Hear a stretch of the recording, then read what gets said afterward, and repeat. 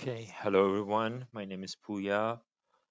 So this is a introduction to engineering analysis course through MATLAB, and the first lecture will be introduction to MATLAB. I'll be going over some of the basic functionalities that are available in this fantastic software. However, many of the slides I have here are taken from previous versions of MATLAB, but what I teach here can be applied to any version. I start from the very basics, and throughout years, MATLAB has moved towards more apps and visual functionalities like tabs and plots. But here, like everything that I'm gonna focus on right now, it's gonna be based on scripts and based on doing things from scratch. Okay, so once you learn this, learning the extra stuff, the other stuff, it's going to be very easy and straightforward. So first of all, I should start with saying that MATLAB is short for Matrix Laboratory. So everything in MATLAB is in the form of a matrix. Even a number, it's going to be a one by one matrix. Matrix is a case-sensitive language, so a lowercase c is going to be different from uppercase c. You should be careful about that.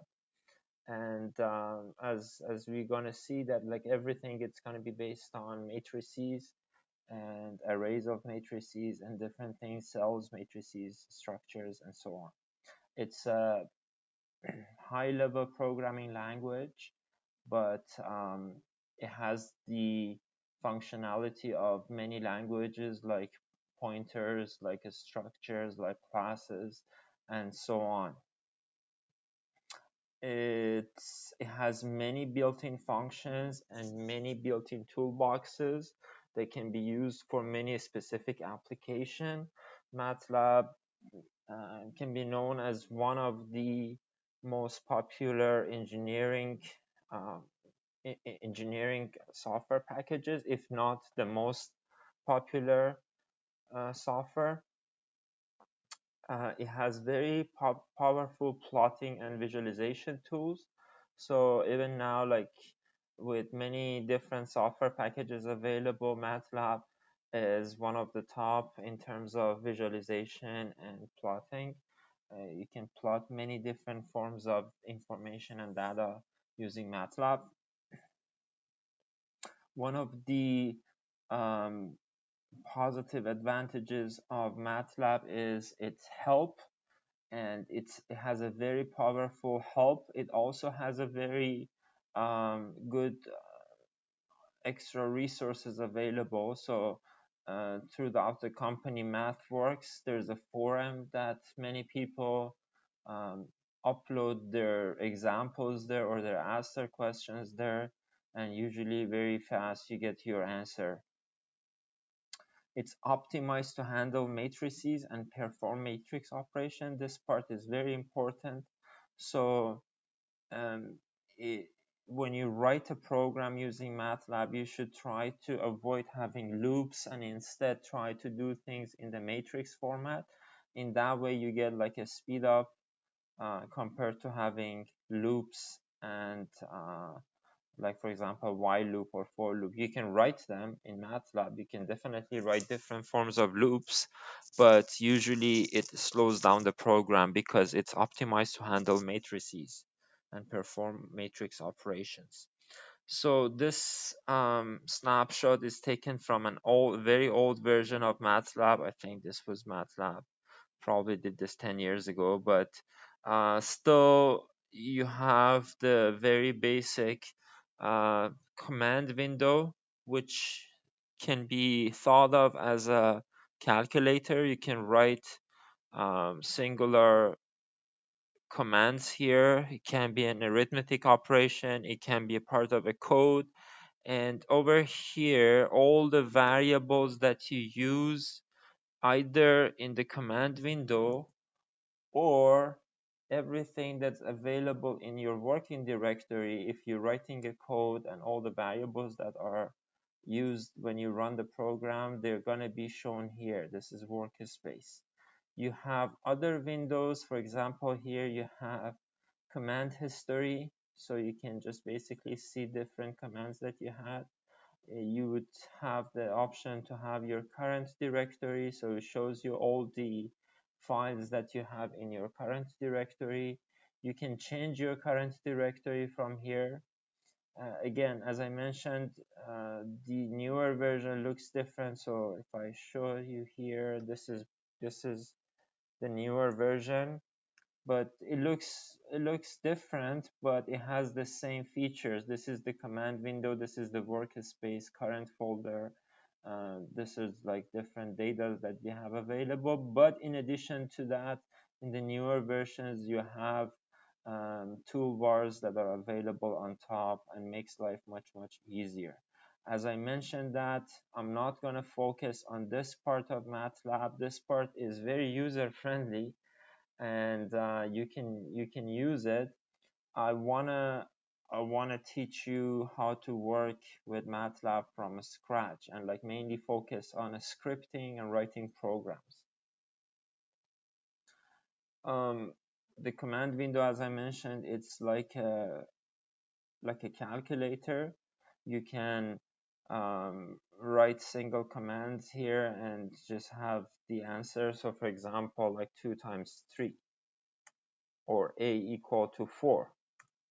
Right? And if I do that, you can see that in my workspace, I have a variable a with the value of 4. And later on, you can actually show its type, how many bytes it occupied. So you can make this one customized. I'm not going to focus on it right now, but basically this is the place that you can write programs. It doesn't make sense to write the whole program here because lines are going to be run one at a time. So if you make a mistake, you have to write the whole program again. So that's why to write scripts, we use M files, short for MATLAB files, that we're going to cover later, that we can write a program and run it. So it would run the whole program, not just one line at a time. In the command window, if you use the up arrow key, you can repeat the last command or like the previous command. So for example, if I press upper key, like I see the last command and I can see everything that I did before. Okay, so I can go back and retrieve the information I typed before. The workspace shows you, as I mentioned earlier, shows you like what variables you're using. It shows you their values. You can customize this to show the data type, how many bytes they occupy, and this is the size. What does size mean? As I mentioned earlier, every variable in MATLAB is stored in MATLAB as a matrix. So this is the size of the matrix. It's a 1 by 1 matrix. This one is a horizontal vector, 1 row, 4 columns. This is a square matrix, 3 by 3, and so on. So you can keep track of your variables here. You can also see the current directory, so all the files that are available in your current directory. So remember that one of the common mistakes that novice programmers make is that they don't pay attention to that. And if you have a file in your current directory that's supposed to read another file from this directory, if this file is not located in the directory, you get an error. So you have to make sure to pay attention to your current directory and make sure that you have all the information available. Or you can provide a path for your files that are supposed to be read. We're going to cover that throughout this course. So the easiest way to get help is to basically go here and go to the help of MATLAB, or you can just type help. And let's say I want to learn more about the SQRT function. I type help SQRT, press enter, and I get the information about it. There's some documentation available, and also like similar functions. You can also say doc sqrt. If I do that, I get the documentation for that, and I also see some examples here. So this is one of the advantages of MATLAB, having a very powerful help. Cover this. You can also search by category. If you go to the MATLAB help, you can just go through different categories, different toolboxes, and you can search. It doesn't only contain information about MATLAB, but sometimes it provides some background of some scientific or engineering applications as well.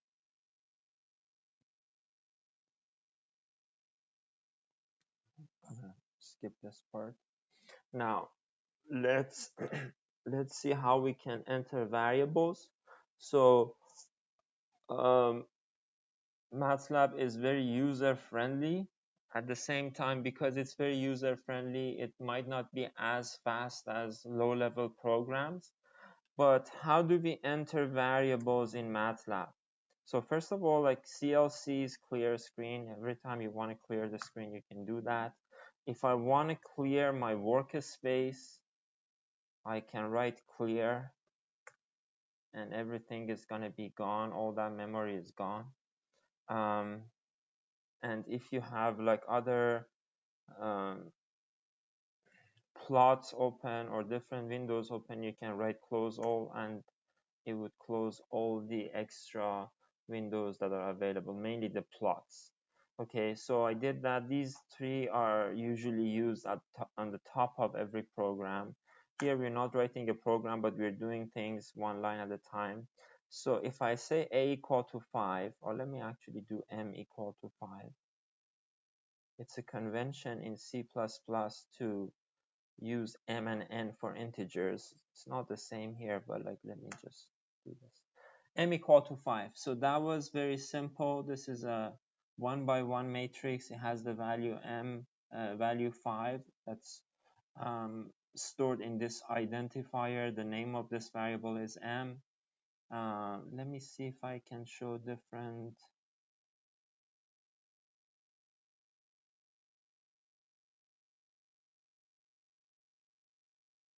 Choose columns. I want to also like show the size.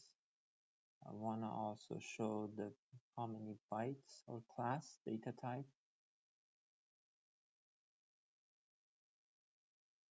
And I also want to show how many bytes is occupied. So you can see that this variable is stored.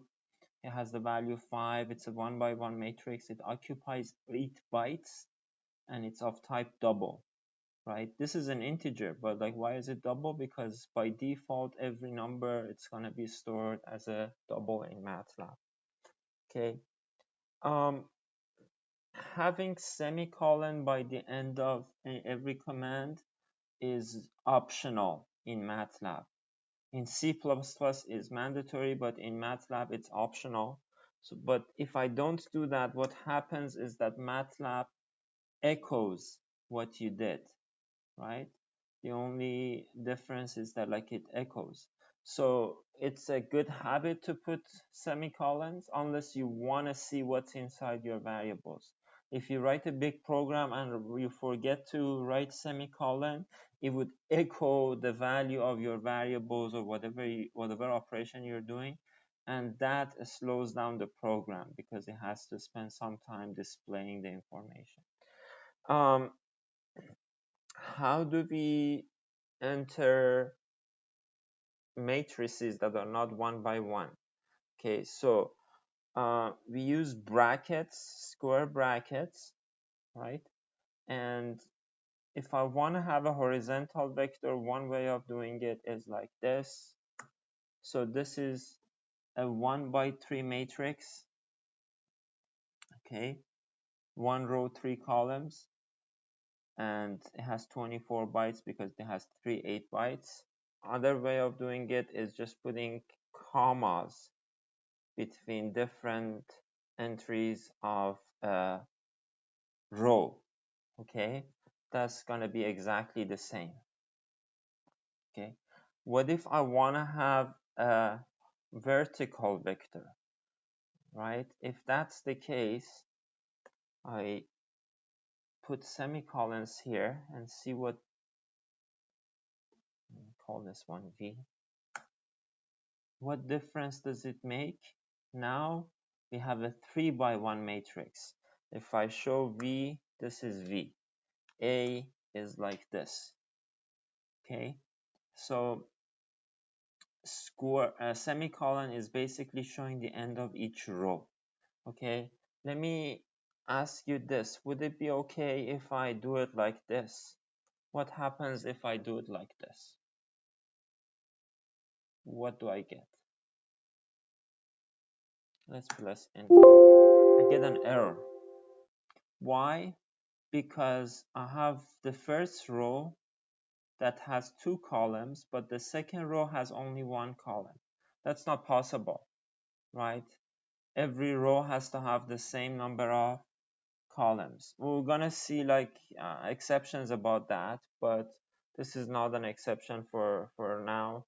So if I want to do this, this is how I can create a matrix that has different number of rows, different number of columns. You use a semicolon to end rows, and you can either use a space or comma between different entries of each row. Okay, so that's how you can basically enter elements and enter variables into matrix. What is size? Size, let's just like type that and see what it is. If I say size, it says 2 by 2. So it's basically the same information that we get here. Okay, so you can grab that information. Many times it is helpful to use this one. So this is like something that you have to know. The other thing that you can use, for example, for vector A, I can write length of A. That shows 3. Okay, so length and size, these are the things that you can use. What's gonna happen if I have a vector, or sorry, a matrix called, let's call it MTAR, just with 2 rows, 3 columns. 1, 2, 3, 4, 5, 6. Okay, so this is a 2 by 3 matrix. If I write size MATR, oops, why does it give me 1 by 4? Okay, because I forgot to put the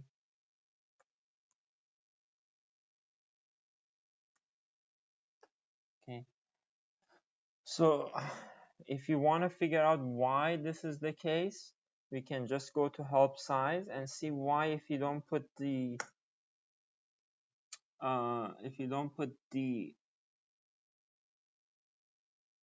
parentheses, you get the first column. Okay, but let's do that later. For now, let's just continue with what we were doing. So MATR, what's gonna happen if I say length of MATR? It says 3. So length would give us the number of columns in any matrix. Okay, if you have a horizontal matrix, it would give you the number of elements that you have. What if you have a vertical matrix? V equal to 1 or 2. Okay, so length of MATR, length of V should give me 2. Okay, so for a vertical vector, it will give you the number of rows that you have there. We say that a function, this function has been overloaded. So depending on the argument that you provide, it might give you different answer. So basically treats every data type differently, right? This function has been overloaded. Sometimes it gives you the number of vectors, the columns. Sometimes it gives you the number of rows, depending on what it is. Okay, so you have to be familiar with that. You can also like see in the command history all the, I don't have the command history here, but if I want, I can add it.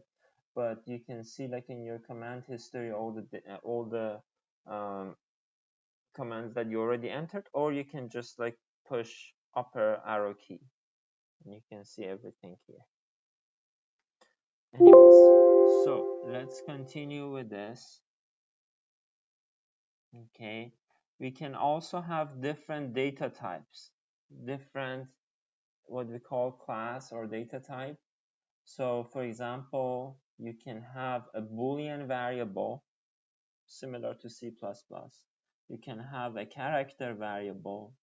You can have a complex number. So I or J, by default are considered imaginary numbers, so you can use them to create complex numbers. And if you do that, you can see that like different data types are created. Okay, if a complex number, it is going to be a double number. Okay, its attribute is complex, but its data type it's double. However, it takes 16 bytes instead of 8 bytes because it has two numbers, real and imaginary, or magnitude and phase. Okay, there are some numbers that have a specific name. For example, I mentioned I or J. Or there are some commands available that you cannot use them as a variable name, okay? Or it's not recommended to use as a variable name. So for example, if equal to 2, I get an error. Why? Because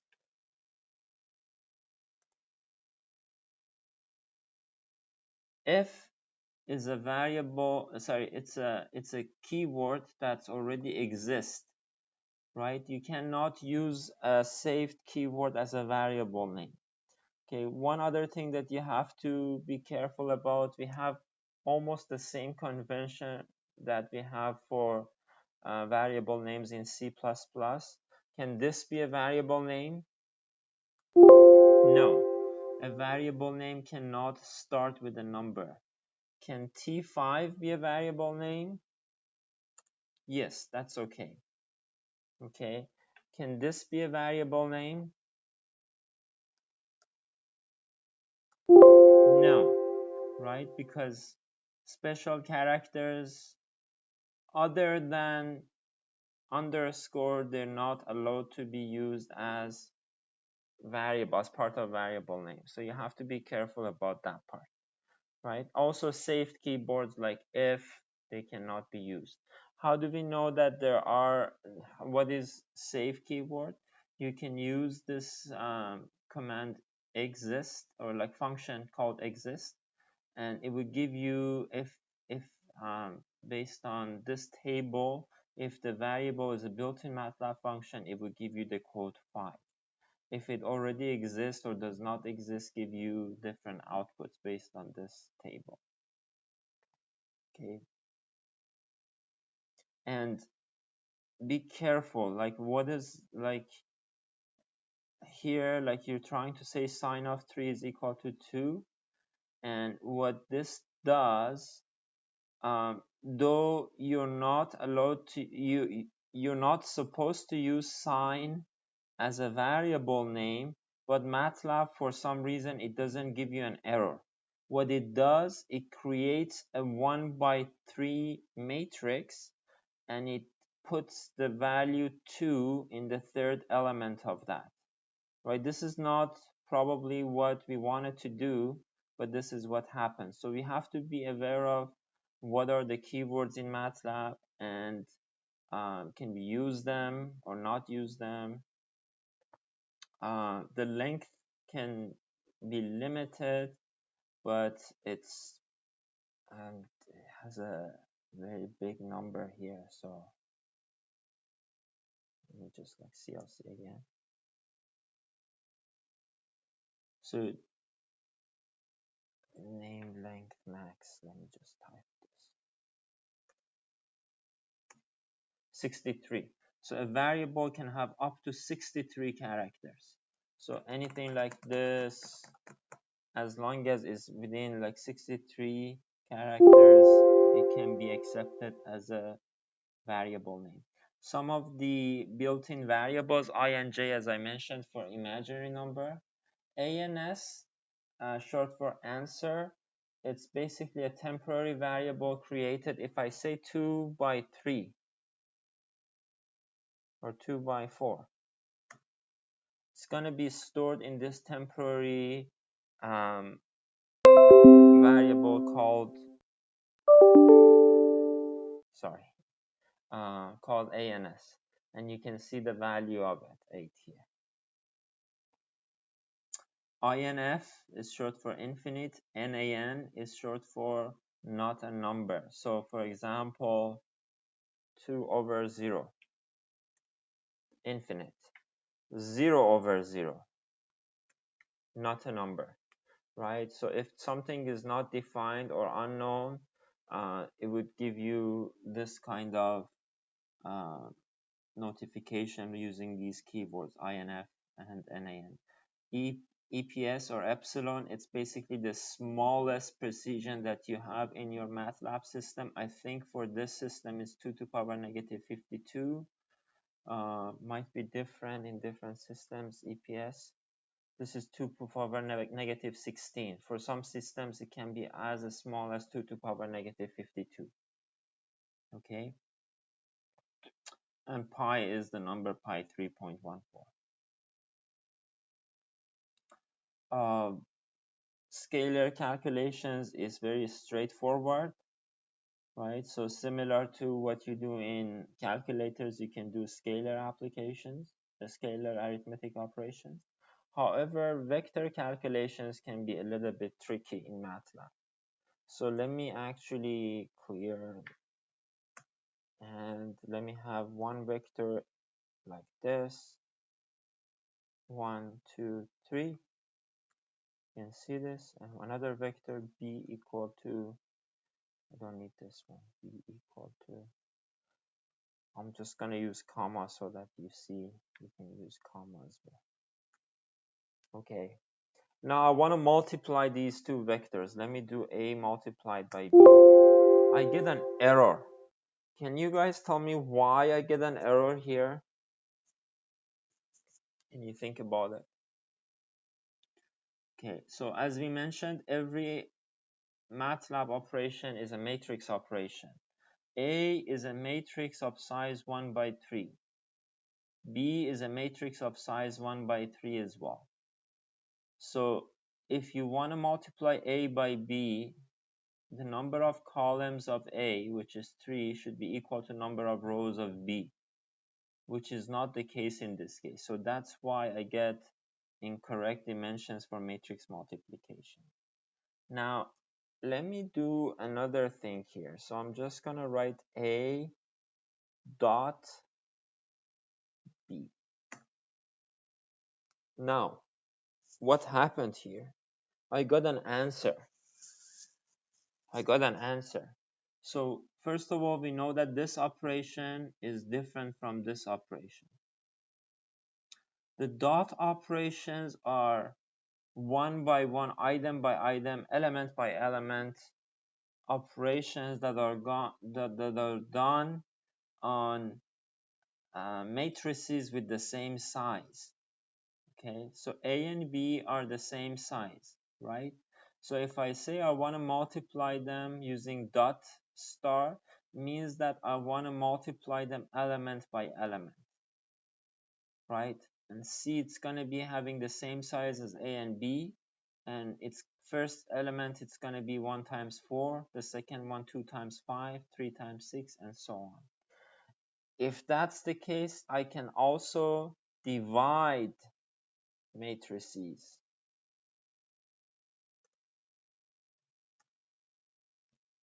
Right? What does that mean? Again, this is element-wise operation. You're dividing every element of A by the corresponding elements from matrix B. Okay, so let me, again, I'm gonna clear the screen, clear. I'm gonna write two matrices here.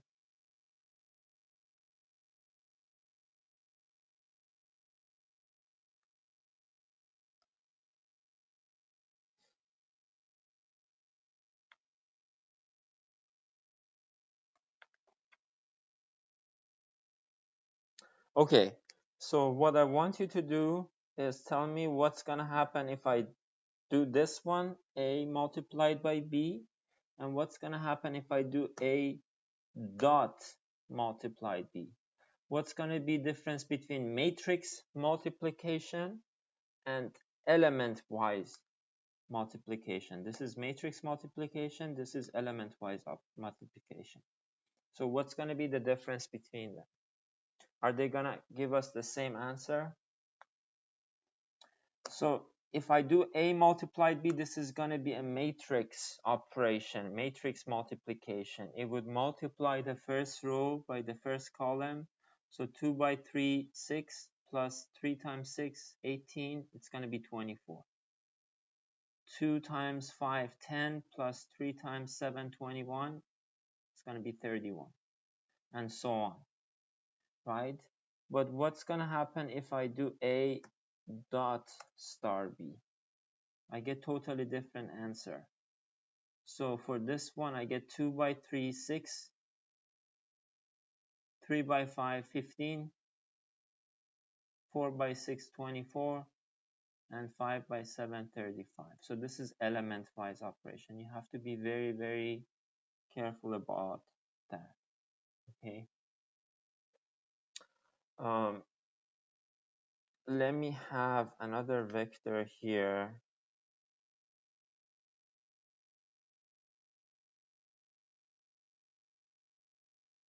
like this. So if I type the semicolon, you see that it doesn't get echoed. Otherwise, it gets echoed. Now, my question from you is that, can I do A multiplied by V? If that's the case, can I also do A dot multiplied by V? What's the answer to these two? A multiplied by V, I can do it because A is 2 by 2, V is 2 by 1. So the answer is going to be a 2 by 1 matrix. This is a matrix operation. But can I do A dot star V?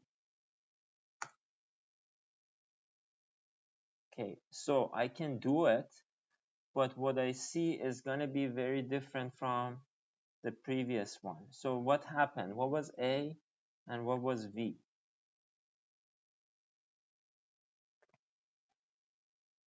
So in this case, it basically multiplied this vector by the first vector, first column, and multiplied the same vector by the second column. So you see 2 by 1, 2, 4 by 4, 16, 1 by 3, 3, 4 by 5, 20. Okay, what if I have a vector like this? If I do A dot H, okay, in this case, 1 and 3 are going to be multiplied by each row. So this is going to be 2 and 9, and then 4 and 15. Okay, so many of the functions and operators in MATLAB have been overloaded. It means that for different data types, they behave differently. Okay, and this can also be different in different versions. In the old versions, this would have given us error because they didn't have the same, these two, they don't have the same type of, the same sizes. Okay. What if I want to do something like this? 2, 3, 4, 5 multiplied by 1, 2, 1, 2, 1, 3, 4, 4, 5, 6. This time I get an error. So if you have two matrices that they do not have the same size, and one of them is also not a horizontal or vertical vector, a row vector or a column vector, right? In that case, you get an error because the element-wise operation cannot be done. How about the matrix operation? Can we do matrix operation for this case? Yes, we can, because this is 2 by 2, this is 2 by 3, so we get the 2 by 3 matrix. Okay, so you have to be careful about the element-wise and matrix operation. For division, and it's going to be very simple, right? It's going to be very similar to that. So for example, if I say A divided by 3, that's fine. It would divide all the elements of A by 3, or it would multiply them by 0.33, or like 1 over 3. Okay, this would be the same as having element-wise operation. But let me see. Okay, I have B, I'm gonna have C, which is equal to 5, 6, 7, 8. So this is C, this is B. Can I do B divided by C? Yes, I can. It would divide every element of B by the corresponding element from C. So 3 over 5 is 0.6. 5 over 6 is 83%, or 0.83, and so on. Okay, we covered this part. If you don't have your workspace, you can also show everything here with the command WHO that shows you all the variables that you're using, or WHOS that would show you all the variables with their size, number of bytes, the data type, and if they have attributes. So for example, if they're complex or not complex. And so these are some of the functions that are available in MATLAB. Let's take a break here. So let's just like stop recording for now, and we're gonna continue this a little bit later.